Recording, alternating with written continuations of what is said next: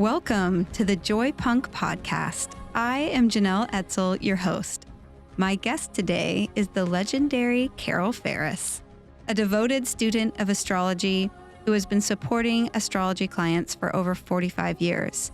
She works one-on-one with clients, including couples, families, business partners, and organizations. She also teaches classes and workshops, co-creates events with colleagues, and lectures all over the world. Welcome, Carol. Thank you for inviting me. Oh, I'm so excited that you could be here. What Thanks. a treat. You have such an interesting backstory. I think it goes against what we think of an astrologer. Can you tell a little bit about how you came to astrology? Well, it was here in Portland, Oregon in the late 60s. I just went to see Hair at Portland Center Stage. And boy, talk about a flashback, remembering I had a brand new baby and we were trying to decide what we were going to do about the draft before Johnson ended the Vietnam War. And so I've been thinking about those times. And my husband and I and my 3-year-old by that point were running a boarding house over in Southwest Portland. And we had a jazz musician in the attic and we had a kinetic sculptor in the basement and we had a tarot reader renting one of the rooms. And after everybody left for work in the morning, she would come down and roll up a big joint. And and one morning she says, "Let's read your cards." I thought, yeah, all right. And she said, "You should be an astrologer." And I said, "That is about the last thing I need to do." No, she said, "I have this great book." And she runs upstairs to her room and comes back with Dane Rudyard's The Pulse of Life, which Rudyard was a quite remarkable composer in America in the 50s who got interested because of rhythm and pattern, got interested in astrological thinking, and has written a lot of wonderful, really philosophical books about astrology. And she put it in my hands. And the reductive takeaway was that spirit moves through time in a way you can know. And I thought, I think that's right. And so I spent the next year learning the names of the zodiac signs, Aries, Taurus, around through Pisces. And I made a giant circle, 2 concentric circles. And in the inner circle, wrote down the zodiac signs, and I entered by sun sign the names of women I felt that not only did I know something very clear about them that was objective and knowable, that it wouldn't just be me saying this woman is this way, but that anyone looking at this person would say, yes, she's this way. And that was my first pattern, because I knew quite a lot of people of 2 or 3 signs and none of some.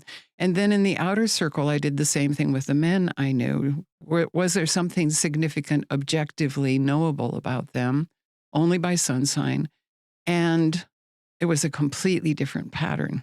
Oh, that's interesting. So that's where it started for me was, could you know the nature of time and time's manifestations in the world? In the beginning, I was tying it to personality, but I was more interested in the idea of rhythm and pattern. And that's had consequences for my practice much later on. But that's where it started. It started over on Southwest Kelly Street.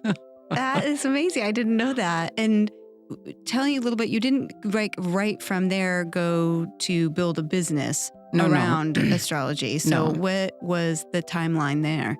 So the timeline was I became a young single parent, went back to school, finished my degree, got a job.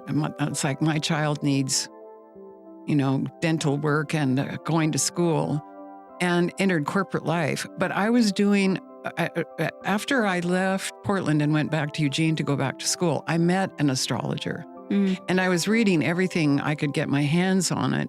And this is in the early 70s, which means not much. Very traditional astrology, a lot of it British, a lot of it very esoteric Rosicrucian American astrology. And the astrologer said to me, well, if you're this interested in it, why don't you learn how to chart? And I said, well, it looks really complicated because there were books that said, do this and then do this. And she looked at me and she said, well, you can add and subtract, can't you? And so I learned how to chart. And then I was practicing. I was working full-time corporate life, single parent, and I was practicing on everybody within 2 or 3 feet of me. And moved back to Portland, really good job, good benefits, corporate world, and seeing people part-time. Working mostly out of curiosity and on trade. Mm-hmm. I was thinking about this morning. Those were in the days of Est and Lifespring, when there were the beginning of a lot of personal growth movements, and I had a lot of those people coming to me. And one of the women came to me, and we got to the end, and she said, I understand you don't charge for this.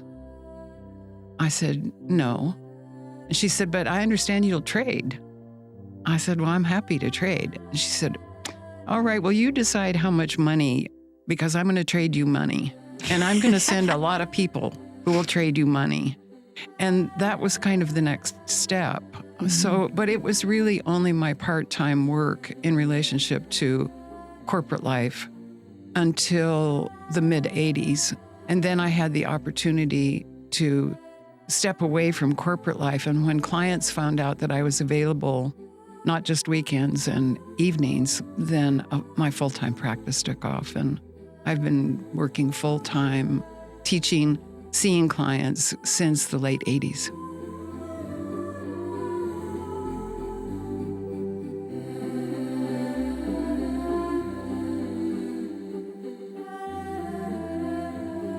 Oh, that's incredible. I think I know you're a Virgo. I'm raising a Virgo. In a chart, seems like if I think about a science for a Virgo, if you can chart it or make I told my daughters, I'm going to need a little help from you. We've got a lot going on at work. And Tula immediately stepped forward to let me do that spreadsheet for you. Yep. Well, if you think, certainly one of the ways I think not only about my own Virgo nature, but mm-hmm. one of the ways that I think about astrology, I'm sure that when I began astrology, I was primarily interested in what I could only call the mystery of psyche and psychology, personal psychology. But in the late 90s, I began to have a lot of clients who were classical Chinese medical practitioners. Mm-hmm. And I also had seen enough people by that point that I began to understand that my language had been written by men for kings, and that had a tremendous amount of cultural, prescriptive, patriarchal bias in it, and that I was whole cloth traditionally passing along that bias and how I understood the descriptors of the patterns of the horoscope. Mm-hmm. And classical Chinese medicine shifted my emphasis from cultural expressions of nature to nature. What is the nature of time? What are we looking at? So in Virgo time, which is in the northern hemisphere, end of August and late September, early October, nature is turning inward and has a sense of urgency about gathering and this sense of not wanting to let go of or waste or be careless about what it has so importantly and intently been growing since deep winter. So in the Virgo nature, if you step into the world, all of us experiencing Virgo time will start canning peaches, and we'll be thinking about how much longer we have to mow the lawn.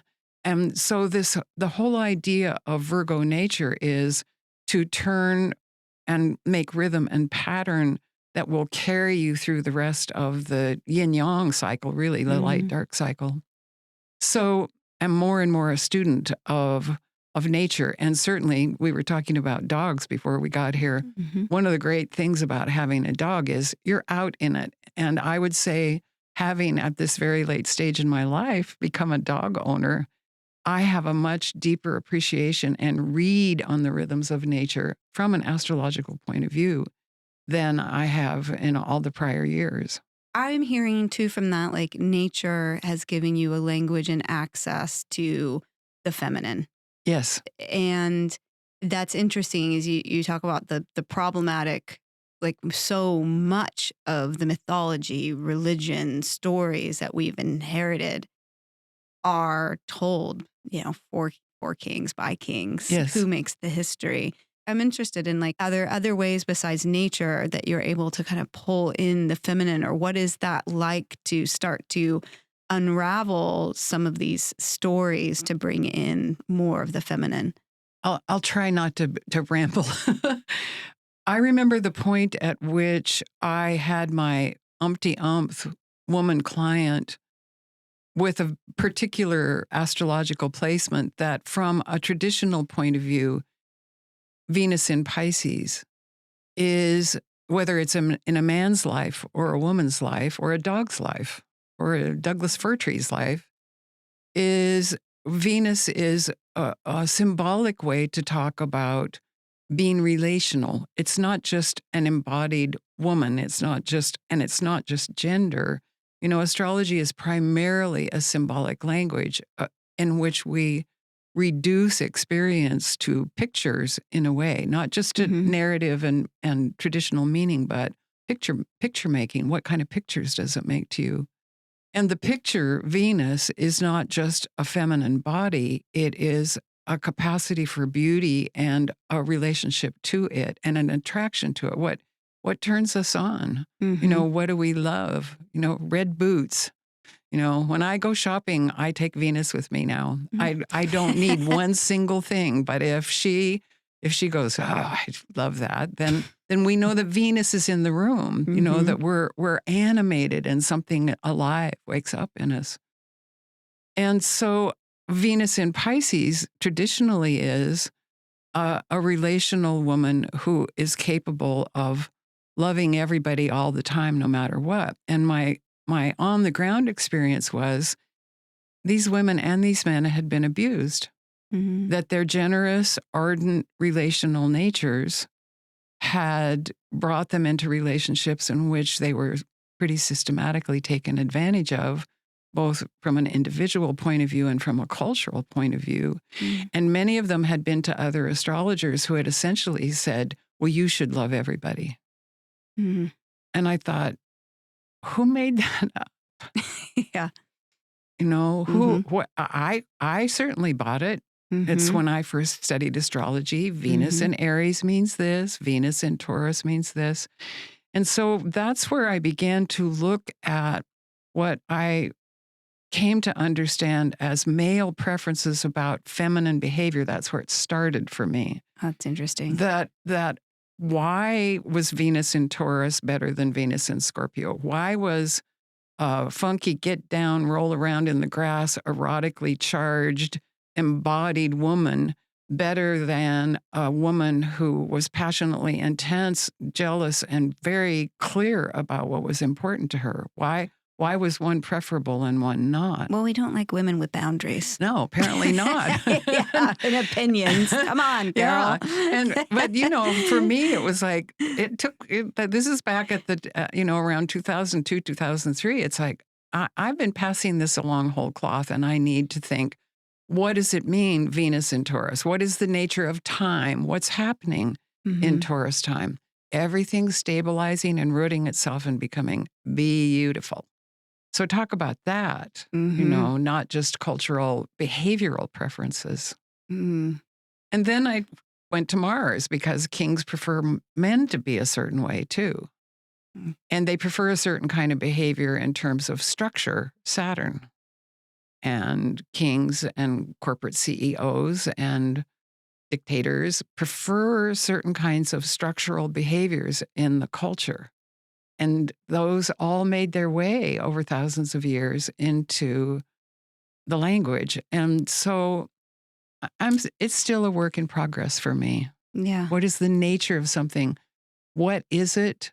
What does it symbolize? My Chinese teacher, well, he said, a mountain is a thing. A mountain is nature, but it's also a symbol of something in nature. So I have had to go all the way back to kind of very simple responses to things. What is its essence? What is its form? What does it symbolize? And how does it manifest in different contexts and in different seasons? Carol, tell me a little bit about your philosophy on astrology on a high level, what you think it can do for people, and I guess too, to that, what you get out of it and what's attracted you to it for so long.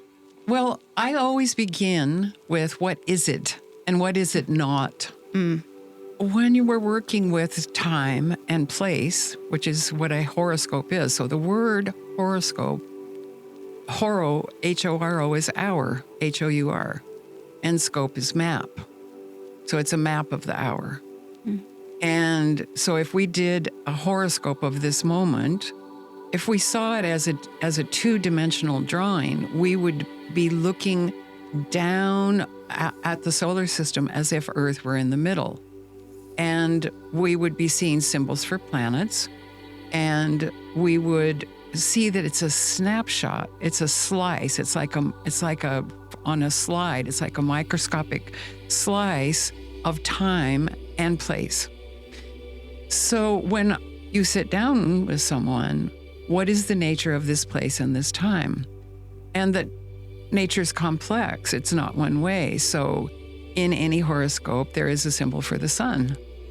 And it's not rocket science. The sun is the center of the solar system. We live on Earth as if we were the center, and the horoscope, most horoscopes put Earth in the center, but no sun, no story. So literally the sun is 4.5 billion tons of hydrogen and helium exploding per second. Symbolically, the sun is the heart of the system, so it's our heart. When we step into the world, our heart, our personal human heart, in relationship to the heart of the system, begins to beat, and it begins to beat in a certain way. And there's also a moon. And the moon doesn't burn and generate activity and heat and light like the sun does. It transmits the light of the sun, literally. So symbolically, the moon is the energy of the moment in which the light is being carried. So traditionally, it's associated with Mother Nature. What is nature carrying at this moment? And so what is the relationship of the generating power of the heart and the carrying power of the belly? What are we burning to do? What are we hungry to do? So each symbol in the map, Venus, Mars, my throwaway line is that it's very tempting to infer causality from the horoscope as predictive or as limiting, because we know the sun and the moon cause things. And I don't rule out that astrology might not be an incredibly powerful language about very complex, expressive large cosmic relationships that are literal. There's a lot of great astrology that's written as if that were true. But for me, and I'm sure you remember my saying this, it's not a literal causal language of fate. It's a symbolic language about how we step in and become part of something that's bigger than we are. And the map symbolizes the complexity of the world that we step into. So if NASA ever digs up testosterone on Mars, I'll change my mind about the literalness of the system. Yes, in fact, that thing out there is causing me to be a certain way. But until that happens, I think astrology and the horoscope itself, if we are students of time and the rhythms of nature and culture, then we can look at a map of a moment and we know what was going on in 1966. We know what was going on in 2002. So the horoscope is a portal in a way to understanding when you stepped in your own nature and began to interact with a complex world, what worked for you.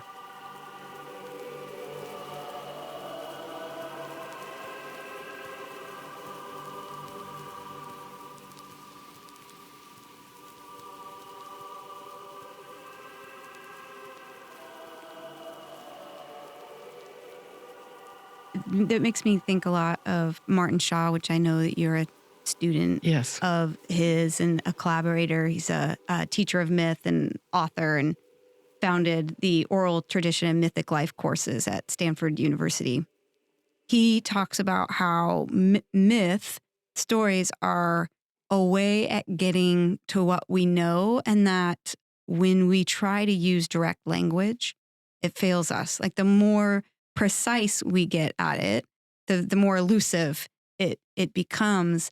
And I feel like astrology, what's attracted me to astrology is it's large enough for me to get access to my deep knowing that words just can't fish out. But symbolism and these general big themes and ideas wind up creating for me what I would think of like as a mirror, and I can actually see myself that language doesn't allow me to. Well, I traveled to England 5 times one year to sit at Martin Shaw's feet and learn how to tell stories. I'll never, ever be a storyteller at the magnitude and with the charisma and the force of story that he has in him. He's just a remarkable storyteller and recognized all over the world for it.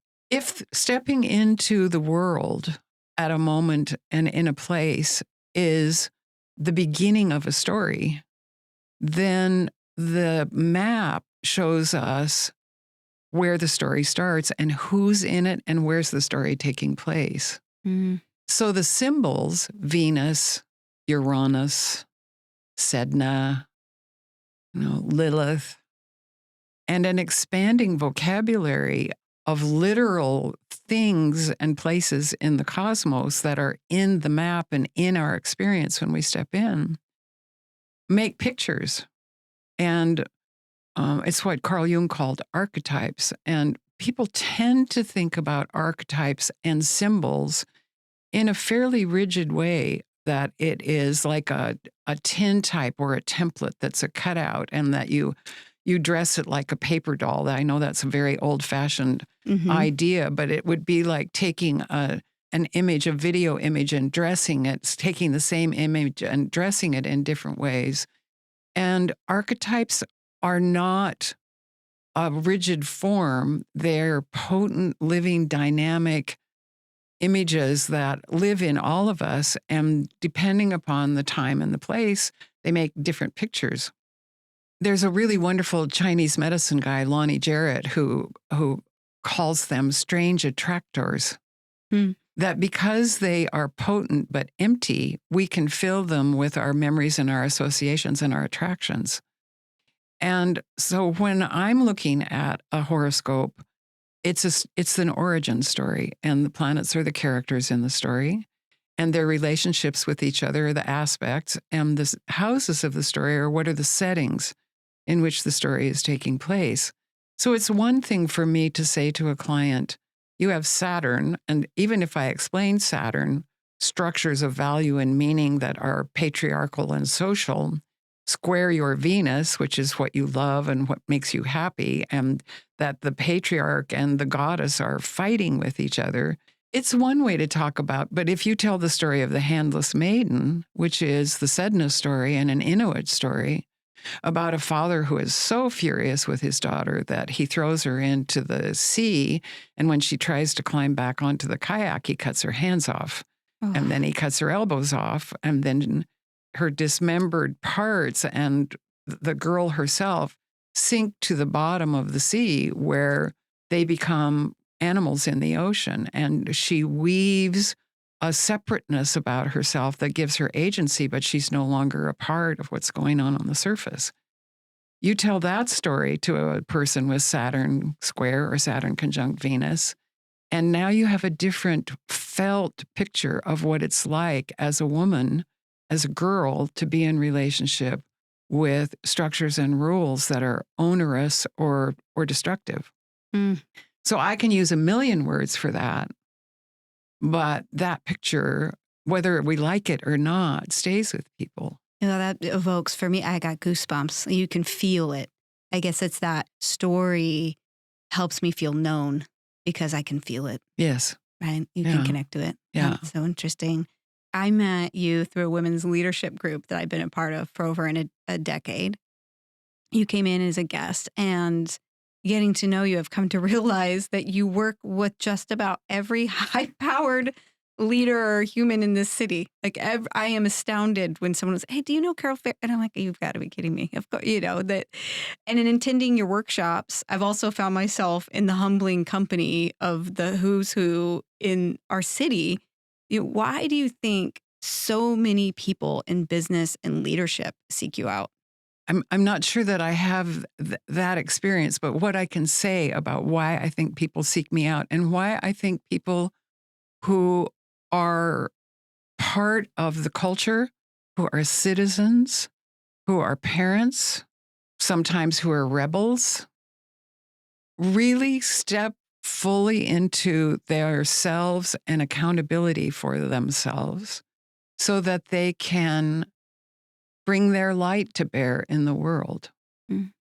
And astrology is one way to do that. It's how can I reflect on my own nature? Not, I'm helpless, this was fated, it wasn't up to me. It's because I had a bad dad. But how did I arrive and in my own complexity begin to dance with the world? I think if astrology is ever about fate, it's because we get very attached to our origin stories, even after we've changed, even as we're growing and changing. And we keep going, nope, that's my story and I'm sticking to it.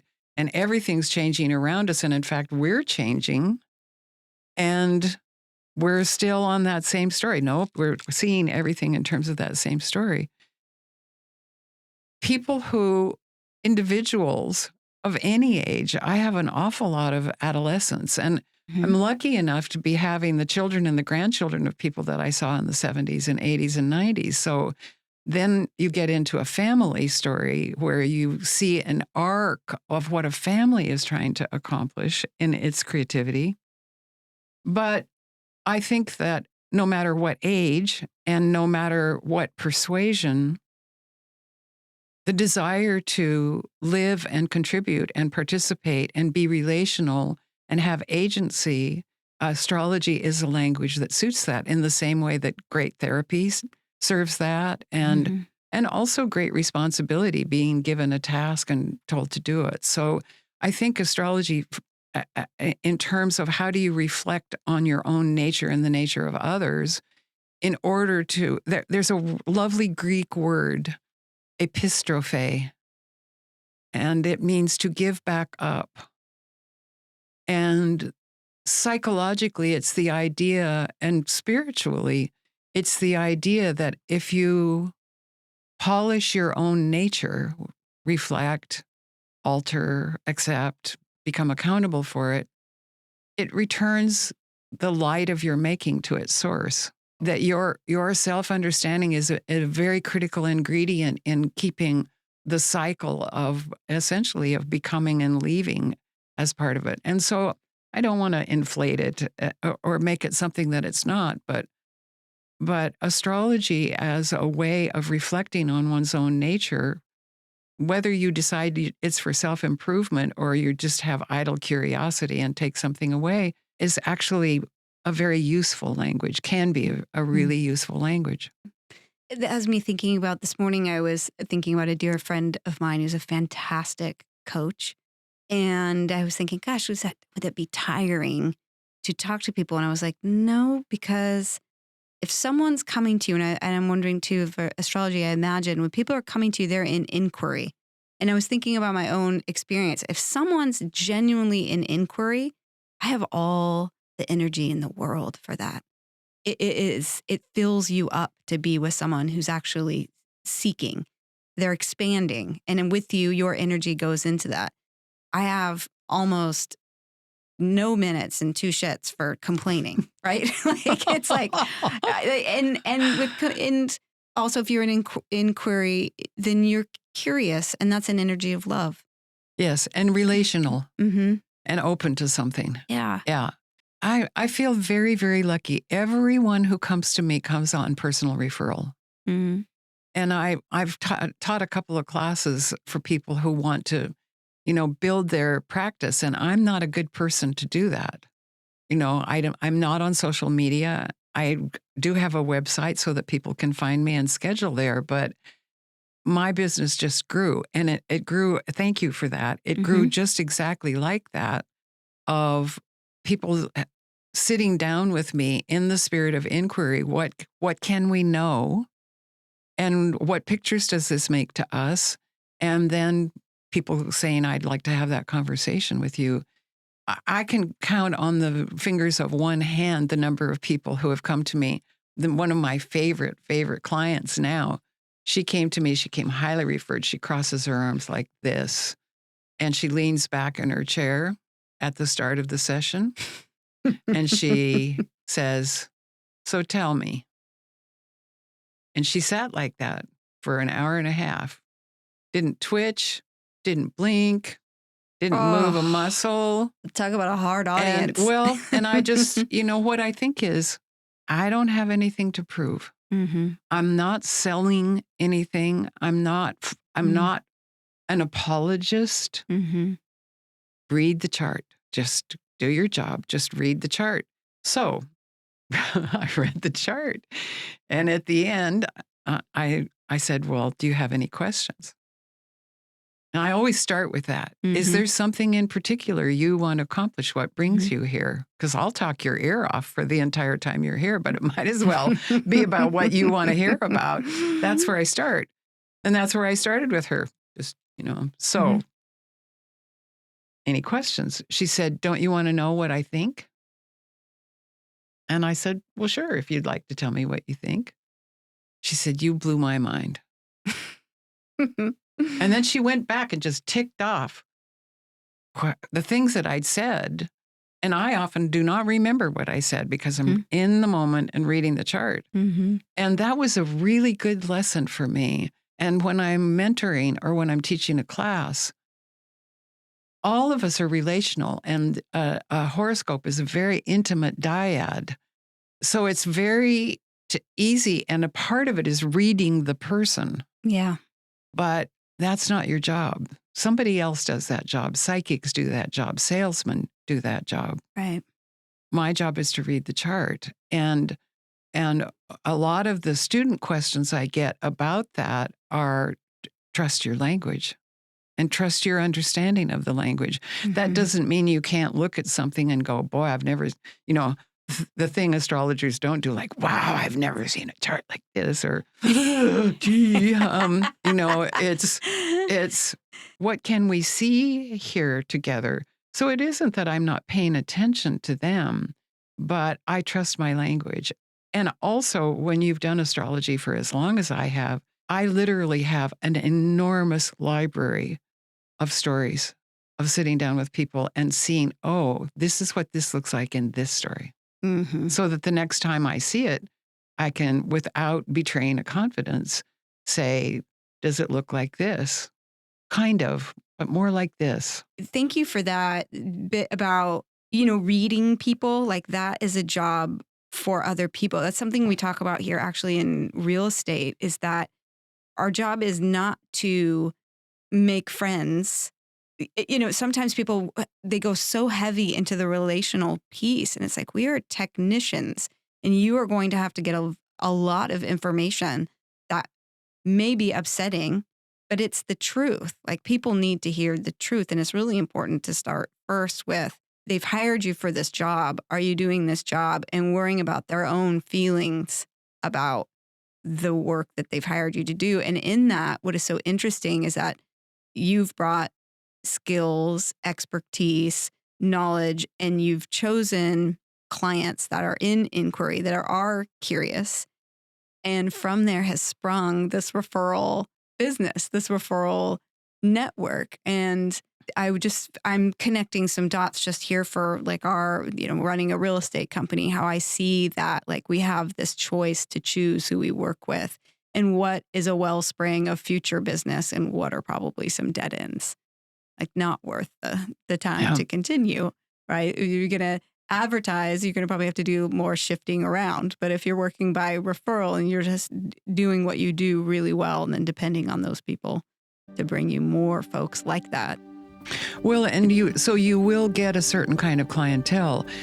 When I did this, what are called the Salome podcast, which was a year during the pandemic, a year every Sunday of talking about Carl Jung's Red Book and the astrological timing of both his experience and world events, there were people all over the world who listened to that podcast. They're still listening to that podcast. I'm still getting people as clients from that podcast. That's a certain kind of person, a person who wants to immerse themselves in a Jungian symbolic journey to the soul is not the kind of person who goes, please help me solve my problem with my partner. It isn't that that doesn't happen or that it doesn't come up in astrological consultation. It does. But referrals, you get a certain kind of person.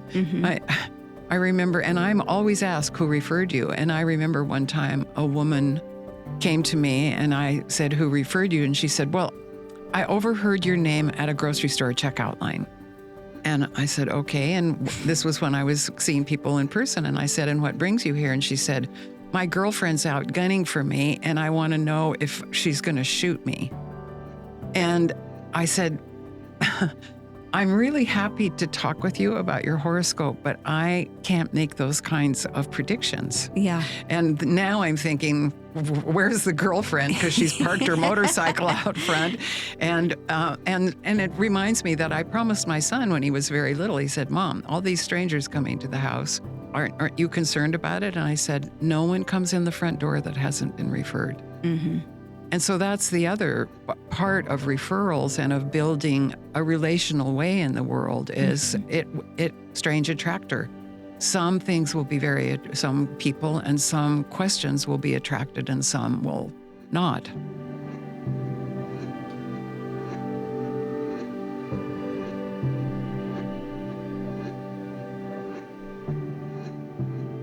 And the podcast that you mentioned, you did that with Satya Brock, correct? Yes. And she's the author, or people who don't know, of The Quarter Life Crisis, a beautiful book about really what I would think of as our children reaching these early 20s and before, and not having stories anymore from the culture to live into and being lost and finding their way. You've collaborated with a lot of really interesting people. How does that happen? Is it just an exchange of ideas and it's like, let's do this thing together? Well, it's flow, really. It's not intention. I love this kind of conversation. And I don't say yes to all invitations, but mostly I think an invitation is an honor. And I'm flattered to be invited, and I love showing up. And over the many years that I've been an astrologer, I have been invited into a lot of really interesting collaborations, both from other astrologers and from other kinds of practitioners. In terms of symbolic languages, classical Chinese medicine treats the body and the nature of the body, but it is symbolic thinking. And so getting to travel to China and be part of a team that's talking about not only the rhythms of nature and time and the application to the microcosm of the body. So I'm not a doctor, but I have so enjoyed those kinds of collaborations. You know, people find each other. They really do. We did a couple episodes ago about how I created the contest to meet my husband. Yes. And you are a part of that origin story. I was inspired by my girlfriend, Mary Beth, who had done something similar. I had come and talked to you. I told you I wanted to meet a partner, and you asked me, well, do you have the list of the things you're looking for? And I would be curious if you could tell the story of like, how did you come to this wisdom of the list, and why is it important? Why did you feel like it was important for me to go on that journey? It's a great question. From an astrological perspective of how we are all here, we will all fall in love and fall in lust and be playful and creative and romantic, and maybe something will happen and maybe something won't. And we all have a place in us that makes agreements that limit us. And those are two related but distinct arenas of development in a human story. And there's a great deal of emphasis in our culture on falling in love and something will just work out. And then people find themselves years later going, did I agree to this? I include myself in that, both from a personal point of view of my own relational life as a single parent for many, many years. And as an astrologer, I began to realize that we didn't understand our own natures well enough to know how we could get into an agreement with someone who was not us. And that sometimes it's better to be lucky than smart. People for thousands and thousands and thousands of years have been getting into successful partnerships and relationships without a list. But as we become more individuated and more personal in a way, the requirements of partnership have changed quite a lot. So I'll talk a little bit about my own story. I got very clear after another failed romance that I was tired of what I call tears over the soapsuds, and that I was quite attracted to the drama of the failure of the relationship. And I thought, well, what would a real partnership look like? And about that time, in corporate life, I met a woman. She said, "Why aren't you married?" And I thought, man, that's rude. And and I said, well, I don't know. Maybe if I were married, I'd, and she said, well, have you got your list? I said, what? She said, have you got your list? I said, my list of what? She said, of qualities you're looking for in your partner. I said, no, I don't have a list. Kind of indignant. She said, well, no wonder. She said, I made my list and I never would have met Jackson if I hadn't had that list because I wouldn't have known what I was looking at. Oh, I think. So I go home, I pour myself a glass of wine, and she said, you have to write it down. You can't just think it. I go, this is possibly the stupidest thing I've ever done in my life. And I get this piece of paper and a pen out, number it 1 through 10, 10 things on the list of qualities you want in a partner. I can't even write more than 3. In my image making of partnership, there are only 3 qualities that are clear to me as I write them down. And I go, well, got those 3 every time. Intelligent, sexual, unconventional. Well, let's see, else? you have not been able to make a partnership out of what you can imagine that you want to generate as a partner. So when I saw that, then I began to think, oh, okay, that sort of opened the door for me, that image making, not just thinking about things, but what was in my heart, what images were arising in my heart. So then I really started to write, and the list just grew and grew, and I drew a line under 10, and then I wrote more things. And the list just kind of sat there, and in the beginning, I had reacted to her and thought about it as sort of like a grocery list. And I knew it wasn't a grocery list because the experience of the first 3 things showed me this is a much deeper process of self-reflection and self-understanding in relationship to any other, because those were 3 things that were true about me. So then I went through the list and I started to eliminate duplicates and got it back to 10. And that's when I invented the second thing to do. First, you have to make the list. You have to write it down. And the second thing was, do you understand these words? What does this actually look like in another human being? Who's going to be a partner to you, not just a lover, but you're going to wake up with them every day and they're going to have your back and you're going to have their back and the bills are going to get paid. And do you know what this word means? So I had written down somewhere about 7 or 8, sensitive. And I thought, oh man, if I have a sensitive partner, we're going to be in the soup all the time because I'm quite blunt. And in fact, my dear husband used to say to me, oh, are you telling me who I am? So I took sensitive off the list. It's like,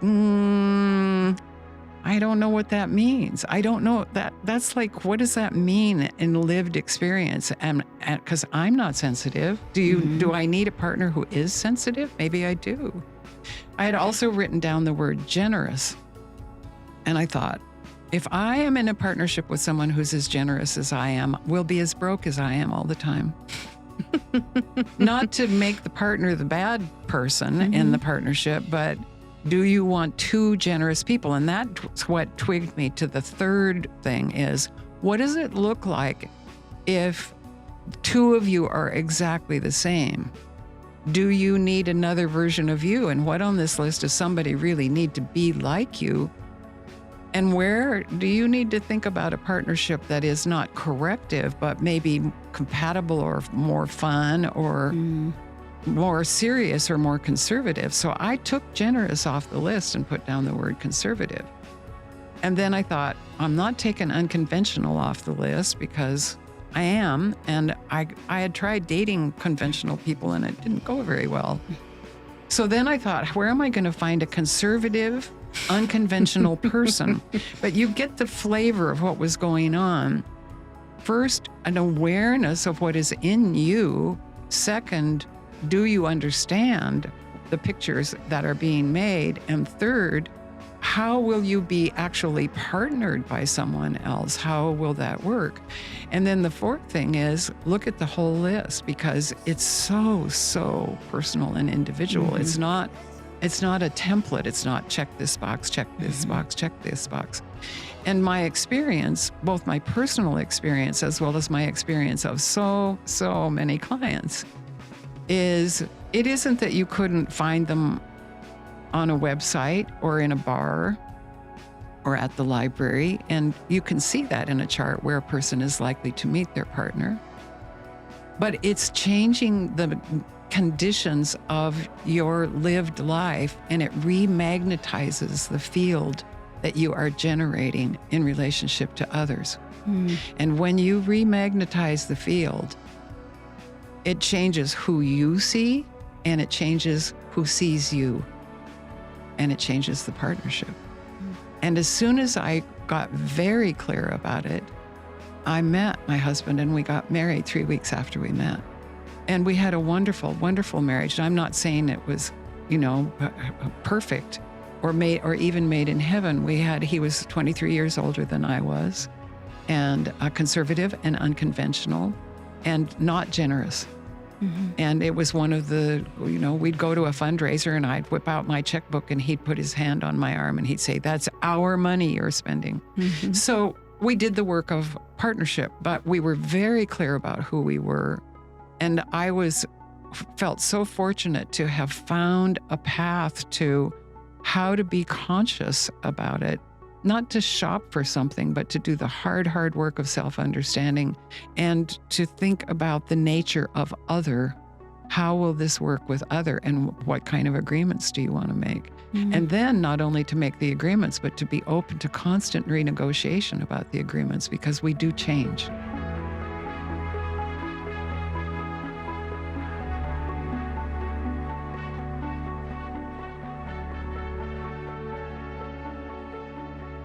Oh, thank you for that. And also thank you. I think about doing this exercise, having the list, getting what I want in those moments now where Zippy's coming out of the shower and singing and I'm stressed and I can remind myself, this is what you wrote down. You got what you wanted. And so in a way, it kind of ties me back to that responsibility for the relationship in a way that it's like that this is what I wanted and this is what I called in. And there's something so regenerative and lovely about that. Yeah. I'm wondering, did this same process, have you ever applied this to other things? Because I think, well, we make a list of what we want our lives to look like, or getting clear. Seems like a universal truth that like just getting clear and understanding what we're looking for will actually help us see it. I'm doing that right now. What is my next step? Because a certain way of working and a certain way of being in the world, I have been so lucky. And there is some work that I know I will continue to do, but in letting go of things that have certainly, I have so loved them and have generated, not only generated business, but have really taught me to let go of those things and open up space for something else to happen. It's, what do you want to open up to? Mm-hmm. And where are you now in your life? And what are the circumstances of your life? And what are the obligations of your life? You know, what are you in service to? Because that's always a question that I ask myself. So I think that idea of self-reflection and of not being narcissistic or only only what's good for me, but what are my responsibilities now? What choices that I make now that shape my day, shape my bank account, shape my kids and my grandkids and my climate. Mm. You know, I have really been thinking a lot about that. With current events, I am not so much a current events astrologer. There are so many good astrologers now who are awfully good at what's going on in the whole world and what is it time to do now, both in a prescriptive way and in a sort of philosophical way. And so I think there's plenty of that in the world. So it's what next in that respect. We talked a few years ago, and it was interesting because you said that you were seeing a lot in the charts around real estate. I can't remember exactly what you said, but my takeaway or my interpretation of what you were saying was that people were going to kind of be grabbing on to land. Land, there would be a scarcity around it, or people wanting to own it and hold it.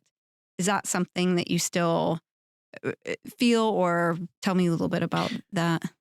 I think land is a material manifestation of a desire to put a root down. Mm-hmm.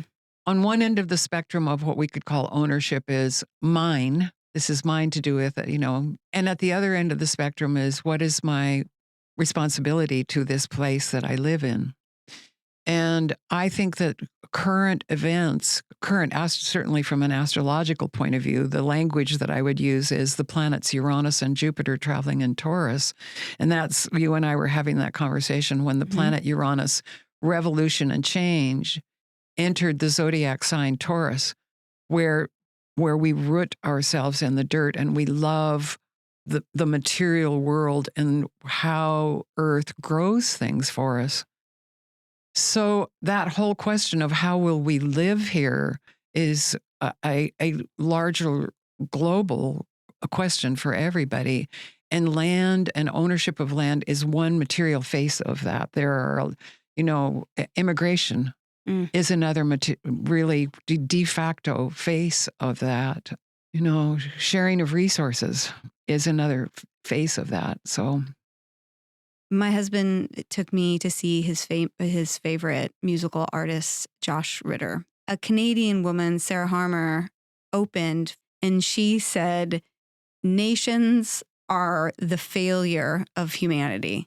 We should have no passports. We're just people on the land being land. And I don't know why that really struck me, but I was like, I guess I like a certain amount of order and who's who and what are we doing? But then I thought about it and I was like, it is some sort of certain failure that we just can't learn to live and be, and that there's all this fighting around what is mine and what is yours and who can come in and who has to stay out.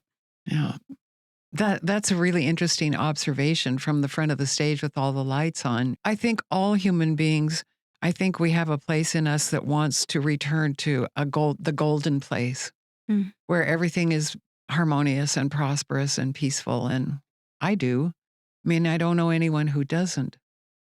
That's Neptune. That's an ideal about how we will all be one. But we also all have to live with Saturn, which is structure. And structures and limits make it possible to live with each other. The simplest version of that is the famous boundary issues. That never mind empathy and congruence as an important quality to bring to any relational process. Knowing how to stay in your own nature and not make the mistake of what's going on in the other person's nature is a process of discernment and discrimination. So that's one part of it. And then the ability to flow with and connect with and empathize with is another part. But one without the other is difficult and problematic. When I saw hair at PCS, I sobbed at the end because I think about what it felt like to be in the 60s and to think that we could end war and that we would build a new world with love, sticking daisies in the barrels of guns, and that we would envision harmony and justice and nourishment in the world. And then we have the world today. I think not so much crying for my naive younger self, to her point, the very ongoing problem of too much structure, too much boundary, too much maintenance of boundary, and not only maintenance of boundary, but invasion of boundary.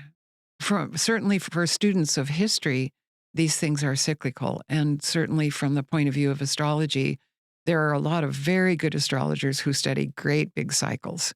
And one of the cycles that is being talked about now is that we are in a place that's roughly analogous to the French Revolution, and that the era of kings is going to be, over time, replaced with an era of collaboration and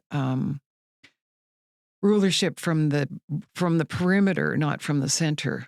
That's a long-term prospect, but we are also in the middle of that too. And I'm hearing that in what Sarah Harmer is saying, is that we should remember how we all connect with each other, and including connections with rivers and eagles and forests, and that it's I think that is really moving in us, that awareness that the forms that we have created, the organizations we've created, whether it's a nation or a city or a radical need for a revolution about that. And that actually also has its root in your earlier question about, do people need land? Yes. That there is, that it's not just owning a place and having a place that you can put your root down, but coming back into a radicalized revolutionship with the source of our support here. This morning, I was on a call with 3 entrepreneurs that I huddle with once a week. There's 8 of us, and today 4 of us made the call, and everybody was going through such tough things. Usually we have things, but like it feels theft, death, suicide, just a whole gamut of really hard things happening within the organization. One of them, Trevor Graves, he goes out and he covers graffiti, and he is out really trying to work on improving the neighborhood. And we were reflecting, is it kind of the broken window theory that there's so much chaos happening that it's reaching our upper levels of everywhere in society, that like things like theft or hurting others or disobedience is just starting to happen all over? Is it just a squirrely time? Is it because we've come out of the pandemic? And we were thinking, trying to make sense of why does it seem that so many people around us right now are going through such heavy, big things and so much transition? Is there an astrological story that will reflect this, or is this just our unique friend group going through these things? Well, I don't think it's your unique friend group. I mean, these are very difficult times, and this is a very weird thing to say, but it's great for my business, because people have that question, is it me, or is there truly something bigger? Yeah. And it's a class I've been teaching this year called Bigger Than You. It's wonderful and important to reflect on one's own nature and make a contribution from the light of self-understanding and improved relationship to people and to dogs and to Mother Earth. But sometimes there are things that are bigger than you. What's interesting to me is what is happening in this country at this time of difficulties. Since I was just for a month in China, I was and was not in Xiping's China. I stayed in a Taoist temple in the hills of Dali on the border of Tibet for the first 2 weeks. And then I was in the guest of a wonderful Buddhist nunnery for the last 2 weeks I was there. So it's not tourist China. It's a deeply spiritual China that is recovering from the Maoist years of deprivation and destruction, really. But there was a sign in downtown Chengdu, which is 32 million people, and it is in Chinese and English, and it says, "No fighting." It says, if you fight and lose, you'll go to the hospital. If you fight and win, you'll go to jail. It's illegal to fight in China. There's no fentanyl on the streets. Drugs are illegal. There are cameras every 10 feet, because it's a police state, to make sure that there are no drugs on the street and that there's no fighting. It's an incredibly industrious culture. They're having their own economic problems with infrastructure. They are cruelly repressive to the Uyghur ethnic group. There are as many things that are problematic with the Chinese as there are with the Americans. But more to the point of Sarah Harmer, they are the capital P people. And there is a unanimity about how they want to live, which includes the peasant culture in China is still growing every square inch of dirt with corn and beans and squash, even in the big cities. So when you walk along a street in a big, big urban environment and you look down, that dirt is growing food. And when you walk in a suburb in China, even the most esoteric suburb, and you look into the inner courtyard, there are kernels of corn drying. So the choices that they are making, the persistence of agriculture and respect for work in that culture are tiding them through very, very difficult political times in a way that's not happening in this country. And I think a part of what you're describing is that there has been over the last 40 or 50 years in our country, the evolution, and I could describe it astrologically, the machinery of astrology. It's essentially that leaders who embody the principle, the rules don't apply to me, that the emphasis in the American culture on individuation at the expense of relationship, to the success and performance, and to be unique and separate and make it on your own terms. Think about all the pop culture about that, and the celebrities that we worship and the political leaders that we elect, that we have been brought to the apotheosis of that. Astrologically, that's Pluto in Capricorn shifting to Pluto in Aquarius, and I do think it will change. But if rules don't matter, then you can do anything you want to do.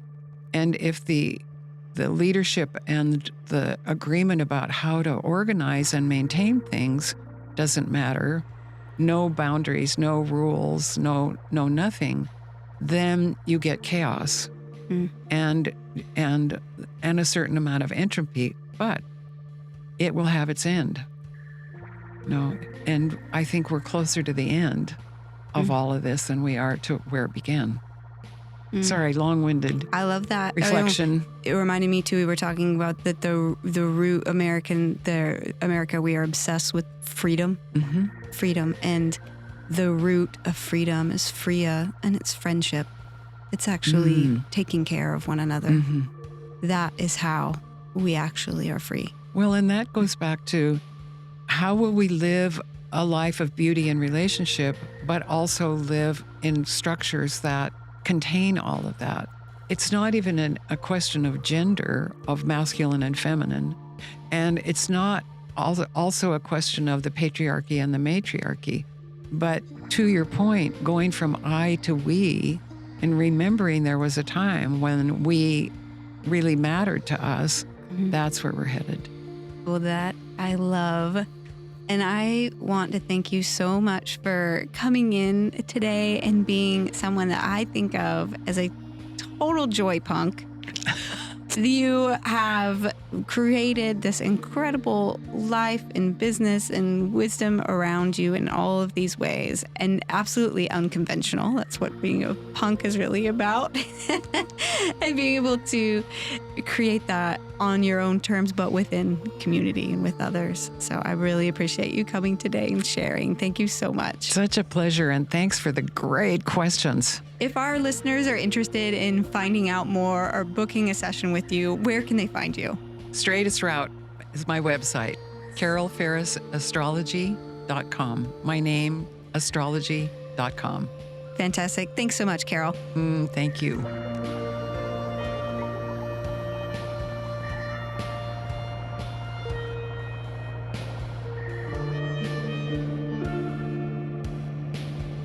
Thank you so much to the wonderful Carol Ferris for sharing her time and wisdom. Next time, I'm joined by Stephen Green, the Executive Director for Business for a Better Portland and founder of Pitch Black, a pitch competition that gives Black entrepreneurs a platform to connect with the broader startup ecosystems around the country. We dig into the challenges and opportunities for our entrepreneurial community, and he shares some of his favorite success stories and learnings from decades of serving local small business leaders. Until then, enjoy, Jenelle.